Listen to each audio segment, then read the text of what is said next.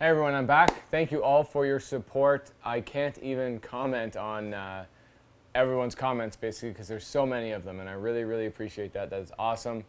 Very, very lucky and fortunate that my previous media person, Sebastian, who I know you all love, he did a fantastic storage filing system from when he started working here. So I have virtually all the Woodworking Life vlogs backed up, as well as all my how-to videos. I'm going to focus on getting my how-to build videos back up, especially the ones that align with the templates that I sell. A, because everyone who's purchased my templates, and thank you for your support for my chairs, I want to make sure you guys have the videos so you know what to do with those templates so you can build these beautiful chairs and move on with life. After that, I'm going to be also mixing in some of my favorite Woodworking Lives. I'll be uploading those. Fortunately, I can do it through my phone, and it's relatively quick. I can do about 4 videos overnight if I leave my phone plugged in and it's uploading the whole time. So a little bit of a stress relief that A, I found a lot of my videos on the hard drive. Thank you, Sebastian. And B, the support from all of you to basically move forward, which I'm going to be doing. We're going to keep filming. We're trying to find a new media person right now. So if you're local to me and you're watching this and you want to film these videos, get in touch with me. I think I have a fantastic opportunity for you. Right now, you could be watching, sitting at home, doing nothing, wasting your life away. That's a little harsh. You're probably not wasting your life away. But come on, maybe you want to work for us and create some beautiful videos. Very informative and being watched by all of you. Now, YouTube. A lot of the response was, what do you mean they don't have backups? What do you mean they don't have backups? What do you mean they can't help? Can't YouTube help? So I went through the creator support and I contacted them immediately. Like within half an hour of me finding out the videos were deleted, which is probably within about an hour of it happening. I contacted them, let them know what happened, and they said, no problem, we're going to look into it. And I get this email back. Hi, Paul. Based on the information you sent, it appears as though your videos were deleted from within your account. Due to data protection policy, they're not able to provide me with the IP address or any information relating to who was logged in and deleting my stuff, which is kind of funny because it's my stuff, my channel, but I guess it's not. It's not our stuff anymore, it's YouTube's.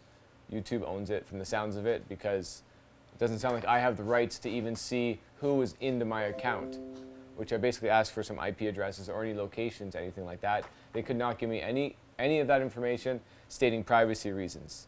Then it goes on to say, in our system, we can only see that the videos were deleted by the user. Regrettably, once you have deleted a video from your YouTube account, there is nothing we can do to help you retrieve the video. If you'd like viewers to access these contents, you have to re-upload them. I know this is not the news that you were expecting, and I wish there was more that we can do for you at this point, but we can't help you out basically. Please feel free to reach out in the future if you have any more issues, which I haven't really had any issues. This is just a major one and they couldn't help, so it's kind of upsetting, surprising a little bit to me. I think they should have some sort of system in place. I understand it's going to take a lot of storage and all that kind of thing, but maybe a certain subscriber number and they do a hold for 24 or 48 hours if like the entire channel gets erased. There should be some sort of red flag, I think, even if I didn't institute that red flag. I think even with my changing my password and having 2-factor authentication, if somebody got in there, I don't believe I would get notified that the videos were being deleted.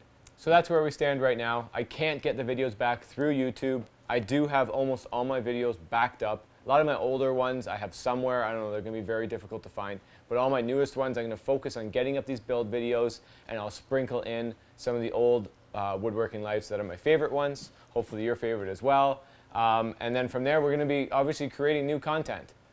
Sebastian, you saw this weekend, he was working for us and he produced the video there from the Toronto Woodworking Show. I think he did a fantastic job. I love that video. So let's give props to Sebastian in the comments. Let's try and get him back. I would love to have him back here creating videos for you almost daily. And you know what? That's enough about this subject for now. I'm going to take you through a quick little walk through the shop. We're going to give you an old school wood shop walkthrough and let you know what we have going on because we got a lot going on up there. So let's go. No, we're going this way. Archie, want to show everybody an old school wood shop walkthrough? Yes? Okay, let's go.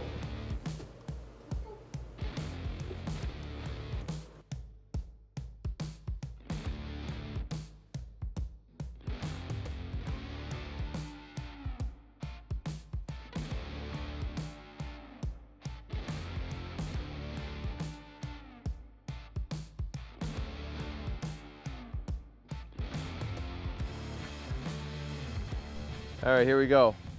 We're at the shop, and for all my new subscribers, by the way, I actually got a lot from this last video. Here's the wood shop. We have two companies here, Canadian Woodworks and Legacy Lumber. This used to be a barn full of horses and donkeys that we've changed over into our wood shop. About 4,500 square foot. And let's head on in. So here we go, you walk in. We have a whole bunch of lumber storage, and a huge CNC from Avid CNC. We can do 72-inch wide, 16-foot long. Got some unique pieces on here right now. We got some 5-inch thick figured poplar. Super nice stuff. Look at that figure in this stuff. Big fan right here, big fan. You can see the edges here. Check out the edges on this. How sweet is that washboard? So when I bought these logs, I could really see this on the outside, so I knew what was going to be on the inside. A whole lot of figure. These have been CNC surfaced on the CNC here. You can see the machine. It basically goes back and forth. And it does leave a very good finish, but we're going to take these through the wide belt sander. Now, of course, with a shop like this, electrical. This is what we have. Coming in right here is a 400 amp single phase service, and it splits off to a 200 amp panel to power all my single phase 220 and 120 equipment. These magic boxes up here, I call them, those are a phase perfect. These can create 60 horsepower worth of 3-phase power. Now we're talking. We have some transformers, we have some shut-off contactors, the fusing, all that kind of stuff. Got to be safe. Oh yeah, we got some really cool walnut cookies here. Check these things out. Also about 5 inches thick. These are all dried in the vacuum kiln that we have on site as well. Another piece of poplar. More wood and more wood and more wood. We have a lot of wood. Right here is a stack of wood here. This is heading out to one of our dealers, Stone City Woodworks in Kingston, Ontario. So he's carrying our Legacy lumber. He's got a good amount of this 5/4 Canadian black walnut for your cheese boards in stock right now. A bunch of coffee table pieces also of this beautiful walnut. These two slabs, single slab walnut, getting up to 45 wide, pretty consistent too.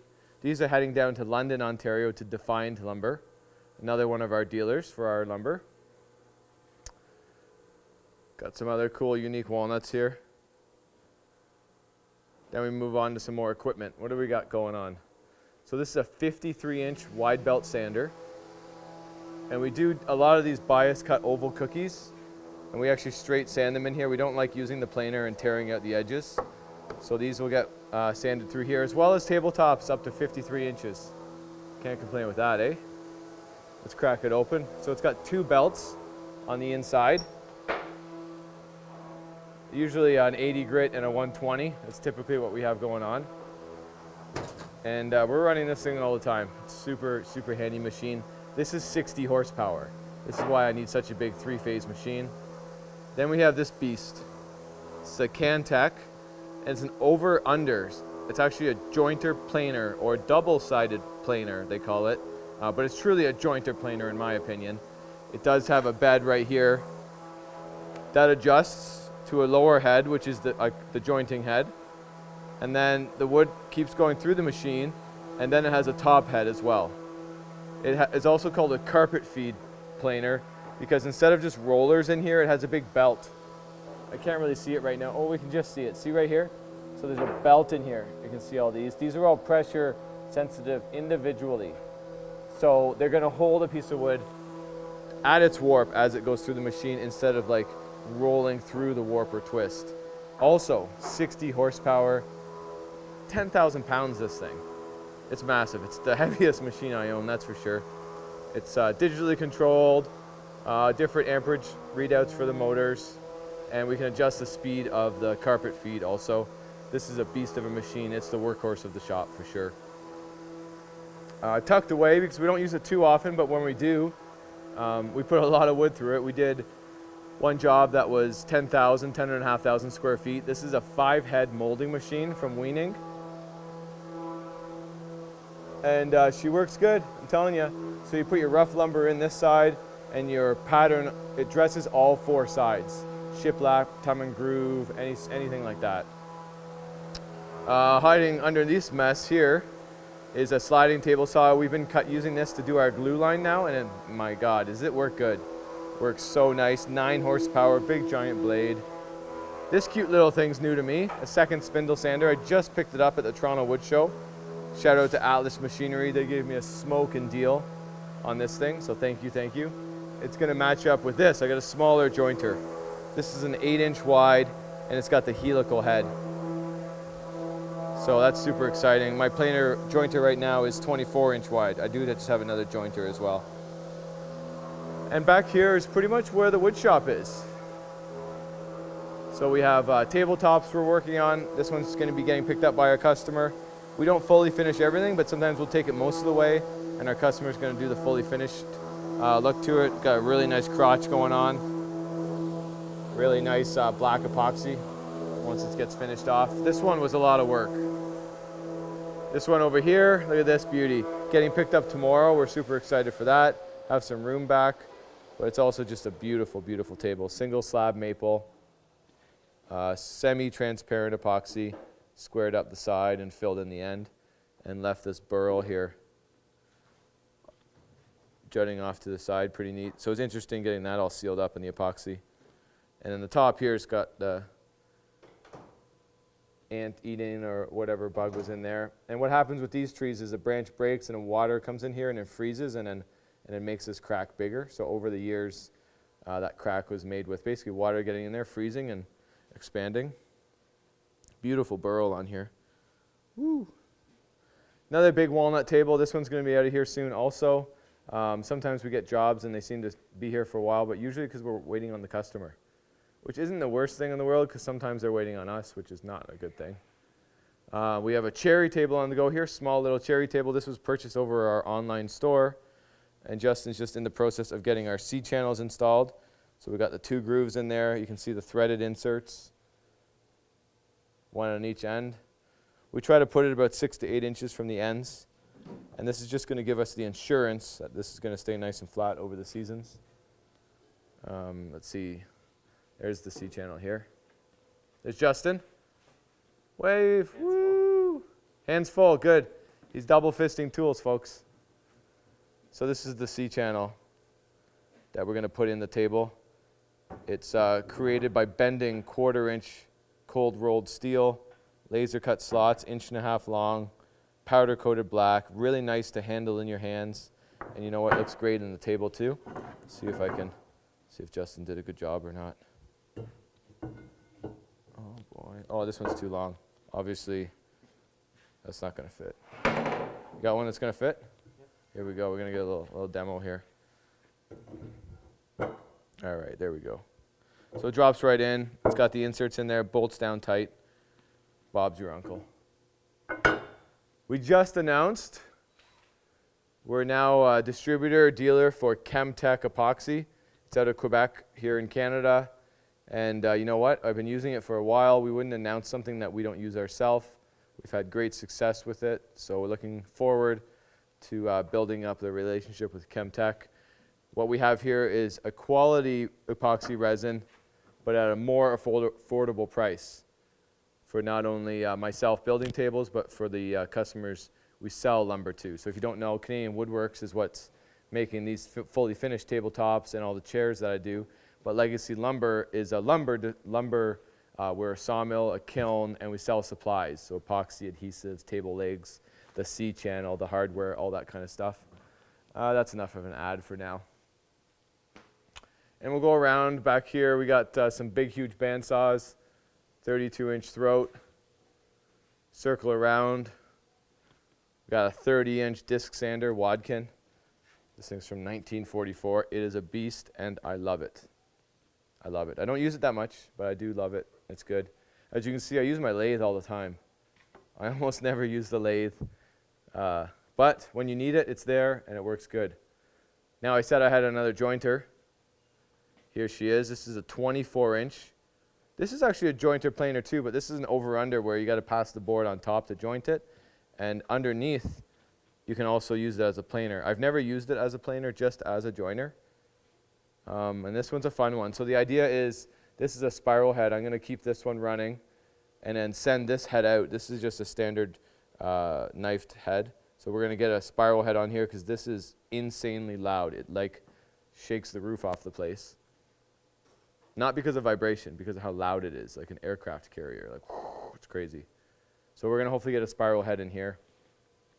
Got a nice little shaper over here, router table, bits, all that kind of jazz. The Festool Capex, another workhorse. We cut a lot of wood with this thing. And when you need your 45s in a very hardwood, this thing does the job. We have a pair of saw stops here, which is great. It's like, hey man, why do you need 2 table saws? Because I teach to build the chairs that I do, and having the 2 saws and multiple students in here, it's efficiency, folks, efficiency. We got a huge radial arm saw that we don't use too often either, but when we do, we use it for hours at a time usually, rough cutting to length material.